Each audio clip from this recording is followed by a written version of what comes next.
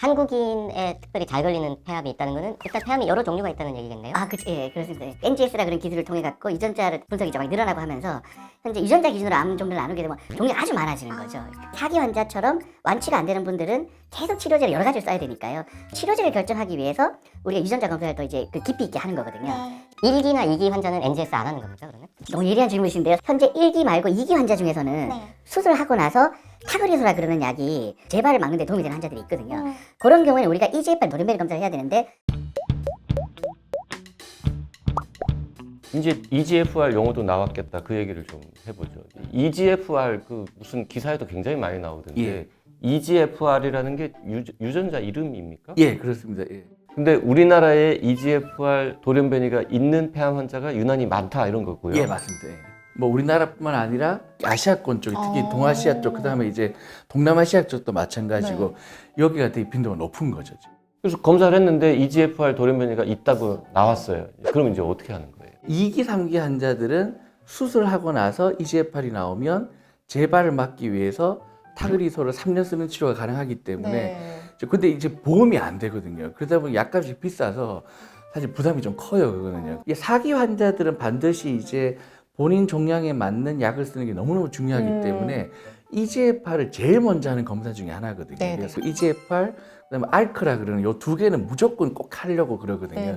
근데 이게 히스토리가 되게 재미있는 게 다른 약도 마찬가지지만 약 개발이 보통은 미국에서 많이 이루어지거든요. 약을 개발을 했는데 환자들 중에 아주 일부 환자만 잘 듣는 거예요. 근데 자세히 보니까 담배도 안 태시고 여자고 그다음에 동아시아에서 온 환자들 미국, 일본, 대만 이쪽 우리나라 이런 데 온 환자들이 약이 잘 듣는 거예요. 유전자 검사 안 할 때 그때는요. 그랬는데 검사를 해보니까 그 사람들이 다 EGFR 돌연변이었던 거예요. 그래가지고 처음에 발견이 됐던 거라서 처음부터 이거는 동아시아인에 많다는 거는 알고 시작이 된 거죠.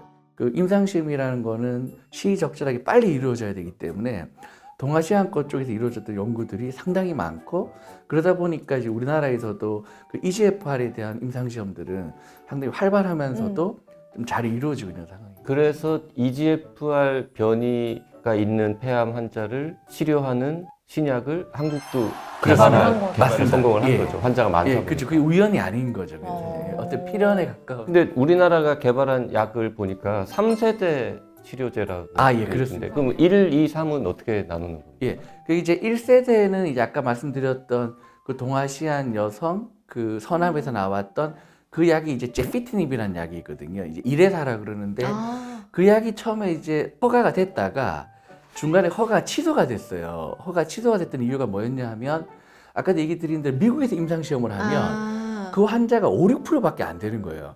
그러니까 결과가 자꾸 안 좋게 나오는 거예요. 어떤 사람한테는 기가 막히게 듣는데 그렇죠. 그런 사람이 너무 적어. 적었던 거죠. 그래서 꽝이었는데 예. 그 잘 듣는 사람이 누군지를 알게만 그렇습니다. 되면은 그러면 좋은 약이 그렇죠. 그게 결국 EGFR 돌연변이라는 게 나중에 알게 된 거죠. 그래서 이제 2002년, 2003년에 되게 재밌는 일이 벌어진 게 일본에서는 조기 무상 공급 프로젝트를 했는데 이래서 했더니 되게 많은 사람이 또 효과를 본다고 나오는 거예요.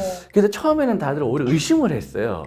일본에서 뭔가 데이터를 잘못낸 거 아니냐. 서양 사람하고 동아시아 사람하고 체질이 다른 건데 그렇죠. 사실 쉽게 다른 말하면 거죠. 맞습니다. 예. 어떻게 그 체질이 다른 건지를 몰랐다가 맞습니다. 예. 과학적으로 밝혀낸 EGFR이라는 걸로 다르다. 그렇죠. 알게 된 겁니다. 2세대는 뭐예요? 그러면? 그 사이에 이제 분자 생물학이 무지하게 발달이 됐거든요. 유전자를 옛날에는 한두 개씩 보다가 지금은 왕창 보기 시작하니까 뭔가 구별하는 인자가 뭔지 몰랐는데 이게 점점 많이 알게 되는 거죠. 이제 그러면서 2세대는 약들이 조금 더 그 우리 표적에 잘 들러붙게 하는 기전으로 약을 또 만들었어요. 그게 이제 우리가 아파티닙이라고 이제 지오트립이라 그런 약제가 있고 이제 특히 지오트립 같은 경우도 주요 연구가 아시아권 중심으로 이루어졌던 연구고 그리고 이 다코미티닙이라 그래가지고 또 그 파이자 약제 이제 그런 게 2세대라고 얘기를 하고요. 드디어 이제 3세대 때는 모든 기술이 집약이 된 거예요. 그러니까 단백질의 구조를 분석하는 거를 더 정확하게 할 수 있게 된 거예요. 그래서 옛날에 EGFR 그 억제제라 그러는 거는 그러니까 EGFR 자체를 갖다가 억제시킨 약이었거든요. 근데 그럼 무슨 문제가 생기냐 하면 뮤테이션이 있는 EGFR도 억제하고 와일드 타입이라는 야생형이라고 우리나라 표현을 쓰는데 돌연변이 일어나기 전에 EGFR도 억제를 하는 거예요. 그래가지고 똑같이 부작용이 생기는 게 피부 부작용, 설사, 입안이 허는 거 이게 네. 그래서 그것 때문에 생기는 거거든요. 네네. 그래서 이번에 3세대는 이걸 갖다가 완전히 구별하는 약제가 나온 거예요. 그래서 와일드 타입은 야생형은 거의 안 건드리고 네. 돌연변이만 돌연변이만. 약의 분별력이 거의 한 100배, 1000배가 되기 시작하는 거예요. 네네.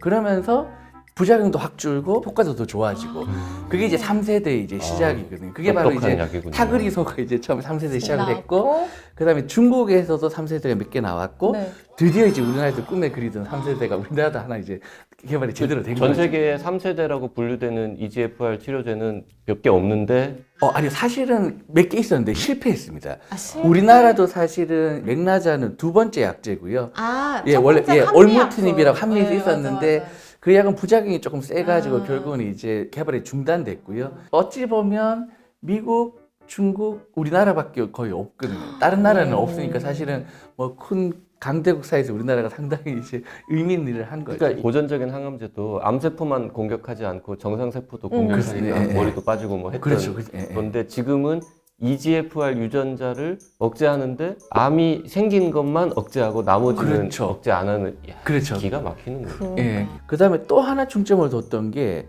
뇌전이에 대한 효과를 올리기 위해서 노력을 많이 한 거예요. 오래 사시면서 점점 더 늘어나는 거죠. 그러니까 이제 아까 말씀드렸던 야생형하고 돌연변이 간의 변별력. 그다음에 두 번째는 뇌전이를 잘 컨트롤할 수 있는 약제를 개발하자 그래가지고 그 두 가지 포커스를 맞춘 약제가 이제 3세대라고 보시면 될 것 같아요. 그 렉나자는 한국에서는 허가는 된 거죠? 예, 허가됐습니다. 예. 저는 그걸 봤거든요. 이제 건강보험 급여가 아직 안 돼서 그 전까지는 환자들한테 그렇죠. 맞습니다. 무상으로 공급을 하겠다. 예, 이 기사를 많이 봤거든요. 급여가 안 되고 허가만 났으니까 음. 비급여로 환자가 돈을 내고 해야 되는데 되게 비싸니까 그렇죠. 예. 그 환자들 회사에서 공급하는 네, 거예요. 회사에서. 그렇죠. 맞습니다. 예. 선생님이 공급할 리는 없잖아요. 그렇죠. 예. 네. 전 재산을 털어놔야 돼서. EAP라고 하는 프로그램인데 그러면은 지금 현재 한국인 환자들이 그 렉나자의 대상이 되면 그냥 선생님 찾아가서 손 들면은 예, 그렇습니다. 먹을 수 요즘에는 있는 거예요? 이제 1차 요법으로 쓸 네. 수가 있는 거죠. 좀 더 정확하게 이제 좀 정리를 또 하자 그러면 원래 2차 요법으로는 벌써 됐어요. 예를 들면 1세대, 2세대를 쓰면 한 1년 정도 지나면 내년에 생기거든요. 네. 그 환자들은 렉나자가 이미 급여가 되고 있어요, 지금. 그러니까 뭔가 앞에 다른 약으로 그렇죠. 치료했는데 냉성이 실패한 그렇죠. 경우에는 맞습니다. 예. 보험 급여를 이미 해주고 있다. 예. 근데 이제 요번에는 이제 1차 요법 처음부터 처음부터 이 약을 쓸 수 다른 있게 약 안 되는 거예요. 쓰고. 그렇죠. 예. 근데 그게 여러 가지로 좋은 게 아무래도 1세대, 2세대보다 부작용이 좀 적은 장점이 있고 첫 번째부터 쓰게 되면은 우리가 내전에 대한 걱정도 좀 덜 해도 되고 그다음에 효과도 더 길게 가거든요. 근데 이때까지는 타그리소가 비급여였거든요. 네네. 뭐 이거는 부담이 커서 못하는 환자가 더 많았었는데 네. 근데 이번에 렉나자가 이제 같이 또 허가를 받으면서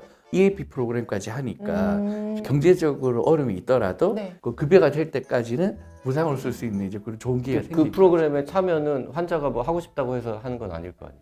그죠. 근데 뭐 상당히 많은 병원들이 지금 참여하고 있어 갖고요. 네네. 뭐 전국에 다 있긴 있어요. 그래서 아마 뭐 그 지역에서 찾아보시면 분명히 아마 EAP 할 수 있는 병원들을 찾아보실 수 있어요. 선생님 계신 삼성 서울병원도 당연히 아, 예, 참여하고. 당연히 하고 있죠. 그럼 선생님이 직접 이 렉나자를 환자한테 처방한 경험이 이미 있으시겠네요. 아, 물론이죠. 예. 해보니까 어때요? 이런 얘기하기 좀 미안하긴 하지만 이제 지나간 일이니까 네. 이제 올무티닙이라고 한미 약제가 네네네네. 그때 저희도 너무 기대가 컸거든요. 저도 개인적으로 되게 소회가 컸던 게 그 제가 사실은 이제 미국 이제 네네네네네. 연수를 갔다 오는데 저도 1년 반을 그 EGFR 하는 랩에 갔었어요. 아. 그래서 하버드에서 이제 그 연구를 했던 경험이 있었는데 사실 되게 자존심이 상했던 게 EGFR 환자가 우리가 하버드보다 환자 숫자가 10배 이상 많거든요. 네. 빅4가 갖고 있는 최소한 10배, 20배까지 많은데 모든 EGFR 연구는 전부 다 하버드가 다 하고 있는 거예요. 연구 인프라나 이런 게 사실 우리하고 좀 많이 차이가 나기는 해요, 사실은요. 잘 되겠다. 예, 그렇죠. 예, 예. 그랬는데 근데 이제 제발 좀 우리나라에서 연구가 됐으면 하고 바랬는데 드디어 이제 한미가 약을 개발하니까 폐암하는 의사들은 다 마찬가지로 너무나도 기대가 컸던 거예요. 그랬는데 조금 아쉽게도 생각보다 이제 부작용이 조금 많이 생겨가지고 약이 이제 그러면 중단이 되면서 되게 실망이 컸기 때문에 특히 이 렉나자가 써보니까 이거는 부작용이 별로 안 심한 거예요. 뭐 별로 타그리소 쓸 때하고 뭐 크게 다르지 않은 이제 이런 걸 보이면서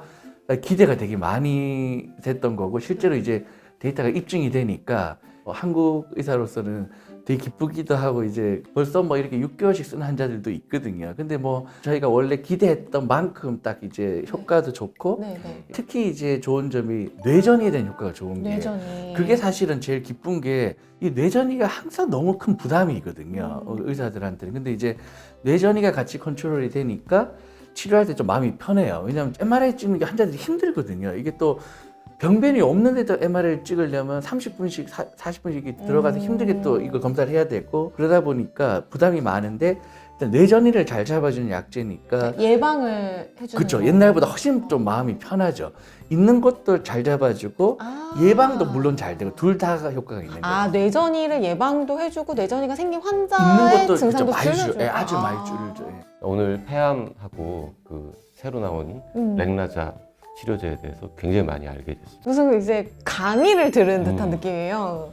그 진료실에서 워낙 시간이 짧아가지고 예. 환자들하고 대화를 많이 못 하실 맞아. 텐데 저도 너무 죄송스러운 게 그게 마지막으로 저 폐암 환자분들한테 영상 편지. 예, 아니 저도 이 성격이 이제 원래 이렇게 좀 잘 나서지 못하는 성격이 있고 또 그래서 사실 이제 유튜브 촬영 같은 거 원래 잘 안 하는데 제가 몇 년 전부터 유튜브 촬영을 해야 되겠다고 마음을 먹었던 계기가 바로 이제 그 점인데요. 제 외래 오신 환자분한테 제일 죄송해요. 이런 얘기들을 좀 더 정확하고 뭐 개별적으로 면담을 드리고 싶지만 뭐 현실적으로는 아예 불가능하고 치료에 대한 그 시간도 부족한데 설명을 더 우선할 수는 없거든요. 그러다 보니까 사실 이런 기회를 통해서라도 그 제가 말씀드리고 싶은 것들을 좀 대신 말씀드린 거로 이해를 해주시고 그렇지만 이제 항상 이제 좀 희망을 잃지 마시고 또 더구나 제가 환자분들하고는 이제 주치의라는 입장이기 때문에 무조건 좋은 얘기만 또 하기도 어려운 면이 있거든요. 그렇지만 저희가 갖고 있는 기본적인 바탕에는 환자분들이 앞에 치료를 잘 견디시고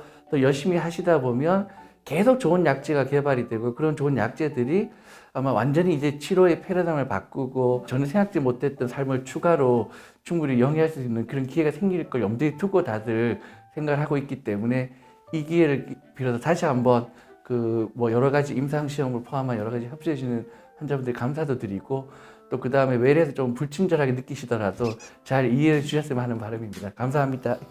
네, 이세훈 교수님 감사합니다. 고맙습니다.